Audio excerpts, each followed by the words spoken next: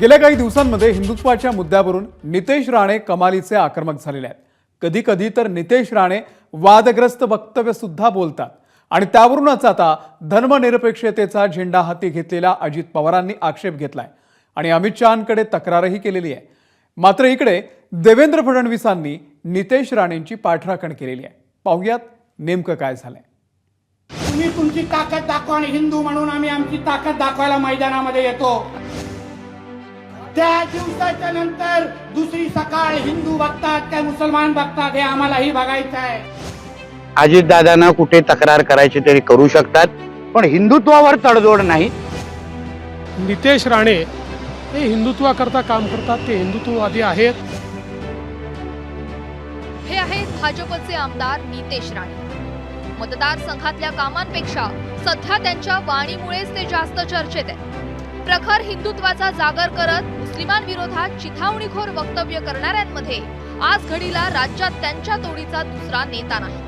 कायदा हातात घेण्याची भाषा करणाऱ्या नितेश राणेंनी सांगलीतल्या सभेत तर पुन्हा एकदा मुस्लिमांना बघून घेण्याची धमकी दिली आहे। हे पाहिजे तर आपल्या देवी देवतांबद्दल बोलणार, पाहिजे तेवढे आपल्या मिरवणुकीवर दगड मारणार, पण आपण ह्यांच्याबद्दल काही बोललो तर आम्हा लोकांना धमक्यापर्यंत हे लोक जातात।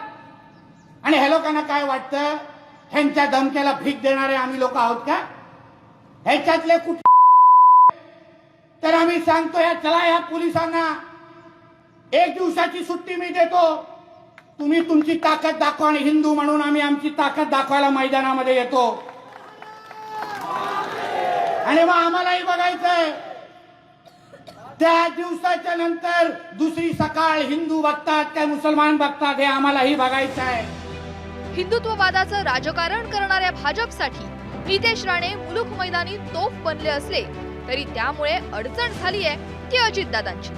महायुतीत राहूनही अजितदादांनी धर्मनिरपेक्ष राजकारणाला तिलांजली देणार नसल्याची प्रतिज्ञा केली आहे। मुस्लिमांना जवळ करण्यासाठी दादांच्या राष्ट्रवादीचे जाणीवपूर्वक प्रयत्न सुरू आहेत। त्यांच्या या प्रयत्नांना नितेश राणे यांच्यासारख्या मित्र पक्षाच्या नेत्यामुळे खीळ बसण्याची शक्यता आहे। अजितदादांच्या राष्ट्रवादीनं थेट अमित शहांकडे धाव घेत तक्रार केली आहे। त्यानंतरही नितेश राणेंची भाषा बदललेली नाही। उलट उपमुख्यमंत्री देवेंद्र फडणवीसांकडून त्यांना अभयच मिळाल्याचं दिसतंय। राष्ट्रवादी काँग्रेस पक्षाचे राष्ट्रीय अध्यक्ष आदरणीय दादांनी आणि भारतीय जनता पार्टीच्या केंद्रीय नेतृत्वाकडे राज्याच्या नेतृत्वाकडे सुद्धा याबाबत असे बेताल वक्तव्य करणं हे बरोबर नाही, हे अतिशय चुकीचं चाललंय। याबाबत त्यांनी नाराजी व्यक्त केली आहे। खरं आहे त्यांना अजितदादांना कुठे तक्रार करायची तरी करू शकतात, तो त्यांच्या पक्षाचा विषय आहे। हिंदुत्वावर आमच्याकडून कुठलीही तडजोड होणार नाही। मला अपेक्षा होती की जे आमची दिल्लीला तक्रार करतायत त्यांनी आमच्या ह्या गणेश चतुर्थीच्या निघालेल्या मिरवणुकीवर ज्यांनी दगडी मारली त्याच्याबद्दल पण एकदा तरी निषेध केला पाहिजे होता। नितेश राणे हे हिंदुत्वाकरता काम करतात, ते हिंदुत्ववादी आहेत। ते अतिशय तडफेनं हिंदुत्वाचे विषय मांडतात।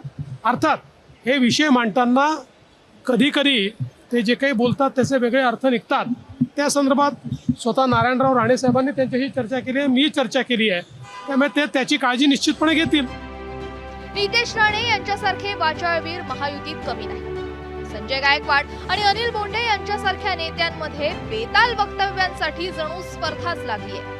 अशा नेत्यांना अजितदादांनी मुख्यमंत्री एकनाथ शिंदे आणि उपमुख्यमंत्री देवेंद्र फडणवीस यांच्या समोर स्तंभी दिली आहे। कुठल्याही सत्ताधारी असो, विरोधी असो किंवा आणखीन कुणी असो, वाचाळवीरांनी थोडंसं आपले त्या ठिकाणी मर्यादा पाळाव्या। आपण शिवशाहू फुले आंबेडकरांच्या महाराष्ट्रात राहतोय। कुठेही वेडेवाकडे विधान करून मुख्यमंत्र्यांना, महायुतीच्या सरकारला, घटक पक्षांना अडचणीत आणू नये। निवडणुकीच्या तोंडावर अशा वाचाळवीरांचा सुकाळ होण्याची दाट शक्यता आहे। महायुतीत वाचाळवीर हिंदुत्ववाद्यांच्या चक्रव्यूहात अडकले आहेत धर्मनिरपेक्षतेचा झेंडा हाती घेतलेले अजित पवार। प्रखर हिंदुत्वाचं राजकारण करणाऱ्या महायुतीतल्या 2 पक्षांमध्ये अजितदादांच्या राष्ट्रवादीचा रथ अडकणार की दादा ती झूल फेकून देऊन अल्पसंख्याकांना जवळ करण्यात यशस्वी होणार ते पाहायचंय। ब्युरो रिपोर्ट, एबीपी माझा। एबीपी माझा, उघडा डोळे बघा नीट.